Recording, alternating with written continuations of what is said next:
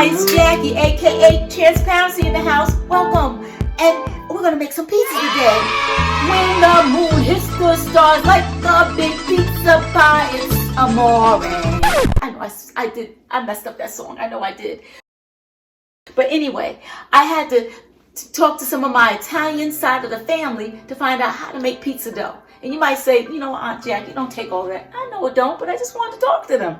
Okay? Anyway, they said I needed some dough, a little bit of sugar, and salt, and some oil, and yeast. And you know what? When I went to the store, I had to go to 2 or 3 stores just to get yeast. I guess everybody's baking bread. I was like, this is crazy. But anyway, I started this a while ago. All right? And now it's actually dough because it's starting to get soft now, but it took a minute. Do you know what yeast does to flour and water when it's mixed in? Because I didn't. What I found out when I Googled it, actually yeast breaks down from starch. It breaks down the starch molecules into sugar, simple sugar. And it transforms it. It has this chemical reaction takes place inside and transforms it, rises it, which causes it to rise and becomes something totally different. I was like, well, that reminds me of what the Spirit of God does to us. Because God is made in the Spirit, is a spirit, in case you didn't know. It's in John 4:27, I think. Let me see. It's in John 4, actually. Let me get my glasses on because I can't see without my glasses on. Yep, 4:24, sorry. It says, God is a spirit, and his worshipers must worship him in spirit and in truth. Let me wash my hands. So, you know what?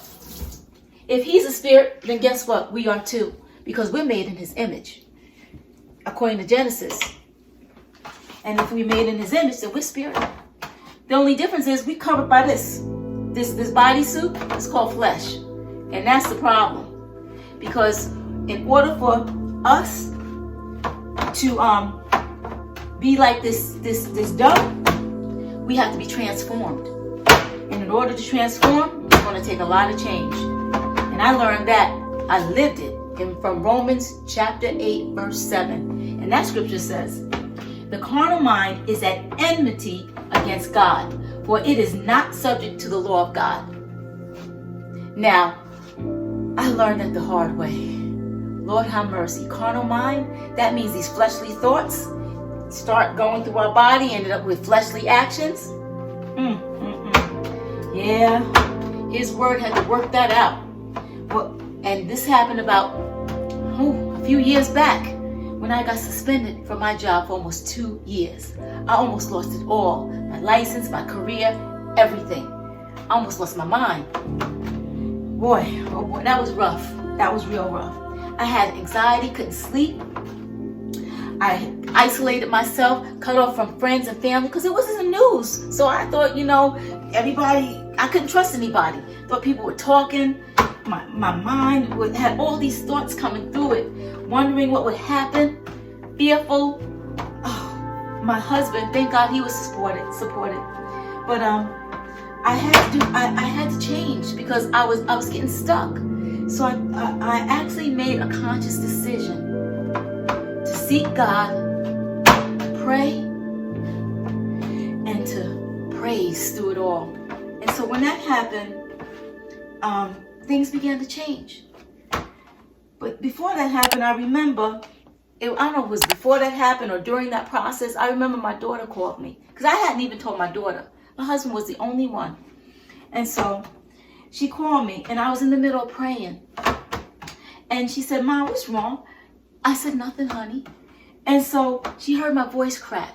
And then she kept on asking questions and talking. And she said, Mom, I know something's wrong. I couldn't hold it anymore. I started crying. And so she, and I told her what happened. And so she just prayed. I had to support both my children. That was a blessing. But it was hard. It was really hard. And this went on for almost 2 years. But I was like, it was crazy. Sometimes I couldn't even pray. I had to just call get help. But even though those hard times, when I just gave him those emotions and yielded over to him my feelings and the fears and all my concerns, he slowly began to change me. Just like this yeast on the inside makes that chemical reaction, changes its dough on the inside, and just like those pressures, like this, feeling those pressures from the outside, I began to be pliable in his hands. And that brings me to today, because I know many of you with this high unemployment rate, I know a lot of you are experiencing unemployment today. Probably about to lose your minds between the kids, the house, trying to pay bills, rent due, not knowing, and food. I see the food lines going down down the block. It's crazy. So I'm telling you this because I'm asking you to yield, surrender all to him. Let him and let his spirit work it all out. Through his word, you have to trust him. Through his word, you have to yield over your mind, your body, and your soul to him. And keep praying. Sing when you can. If you can't, just praise him in your heart. Because after a while, because you know what? I've been doing this for a while. It's been over almost 2 hours. I let it sit for a little bit, and then I come back to it. Let it sit for a little bit, and then I come back to it. And you know what? God doesn't bang himself over our heads. You know what? He will work on us a little bit, break and mold us to where he wants us to be, and then he'll leave us. He won't leave us physically, but he won't allow us to feel any pressure. You'll feel like you're in a cocoon and you're safe. And that, after a while, that's what I felt. Even though the situation didn't change, I felt peace. And then, you know what? I go to a hearing, and then I'd be stretched. I have to listen. And then this might happen. Stretched to the point you feel broken again. And you go back to the word, surrender some more. Gotta surrender some more. I'm pliable in his hands. Let that yeast work it out. The yeast of his word, work it out. Then something else happens. Feel like your faith is tested again and stretched. Oh yeah, stretched. And it's going to be stretched throughout life. It's a process. And sometimes again, you might feel you're not going anywhere. You might be broken all over again. Or sometimes you might feel like you're ripped, stretched. But then God helps to restore you. He helps to put it all back together again. That's what he did for me. I had to, though, forgive. I had to let it go. Because after a while, and through it all, in the end, I got my job. In the end, I gained a lot of wisdom. I became wiser. In the end, I became stronger and bolder. I'm no longer afraid of losing a job. Because God's going to take care of me. Please, share your comments. Because I'm telling you this, because I'm asking you, surrender all to him. If you're going through, if you lost your job, or you feel cray-cray because you got all the kids in the house with you. Because I heard in New York, school is now till the end of the year in a lot of different states. Guess what?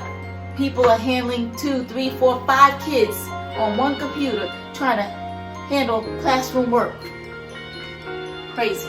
But in any case, I'm telling you, surrender it to him. All right?